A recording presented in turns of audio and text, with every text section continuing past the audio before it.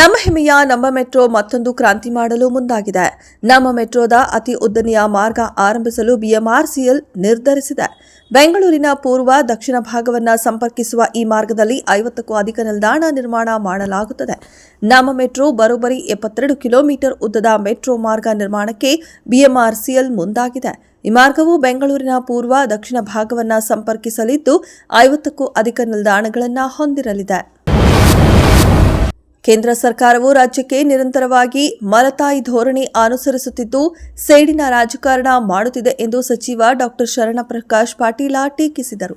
ಈ ಹಿಂದೆಯೂ ವಿಮಾನ ಸಂಚಾರ ಸ್ಥಗಿತಗೊಂಡಾಗ ಮರು ಕಾರ್ಯಾಚರಣೆಗೆ ಆಗ್ರಹಿಸಿದಾಗ ವಿಮಾನಗಳ ಸೇವೆ ಶುರುವಾಗಿತ್ತು.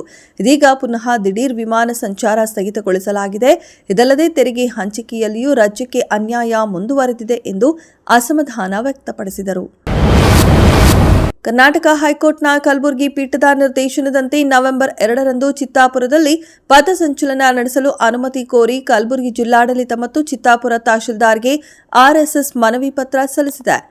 ಏತನ್ಮಧ್ಯೆ ಭೀಮ್ ಆರ್ಮಿ ಮತ್ತು ದಲಿತ ಪ್ಯಾಥರ್ಸ್ ಕೂಡ ಆರ್ಎಸ್ಎಸ್ ಪಥಸಂಚಲನ ನಡೆಸಲು ಉದ್ದೇಶಿಸಿರುವ ಅದೇ ದಿನ ಮತ್ತು ಅದೇ ಸಮಯದಲ್ಲಿ ಮೆರವಣಿಗೆಗಳನ್ನು ನಡೆಸಲು ಅನುಮತಿ ನೀಡುವಂತೆ ಚಿತ್ತಾಪುರ ತಹಶೀಲ್ದಾರ್ಗೆ ಪ್ರತ್ಯೇಕ ಅರ್ಜಿಗಳನ್ನು ಸಲ್ಲಿಸಿವೆ. ಭೀಮ್ ಆರ್ಮಿ ತನ್ನ ನೀಲಿ ಧ್ವಜ ಮತ್ತು ಲಾಠಿ ಹಿಡಿದು ಮೆರವಣಿಗೆ ನಡೆಸಲು ಅವಕಾಶ ನೀಡುವಂತೆ ತಹಶೀಲ್ದಾರ್ಗೆ ಮನವಿ ಮಾಡಿಕೊಂಡಿದೆ.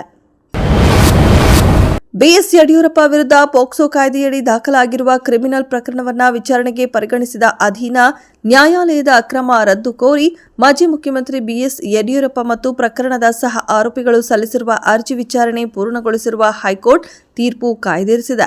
ಅರ್ಜಿದಾರರ ಪರ ವಕೀಲರ ವಾದ ಮತ್ತು ಸಿಐಡಿ ತನಿಖಾಧಿಕಾರಿ ಪರ ವಿಶೇಷ ಅಭಿಯೋಜಕರ ಪ್ರತಿವಾದ ಆಲಿಸಿ ವಿಚಾರಣೆ ಪೂರ್ಣಗೊಳಿಸಿದ ನ್ಯಾಯಮೂರ್ತಿ ಎಂಐ ಅರುಣ್ ಅವರ ಪೀಠ ತೀರ್ಪು ಕಾಯ್ದಿರಿಸಿತು.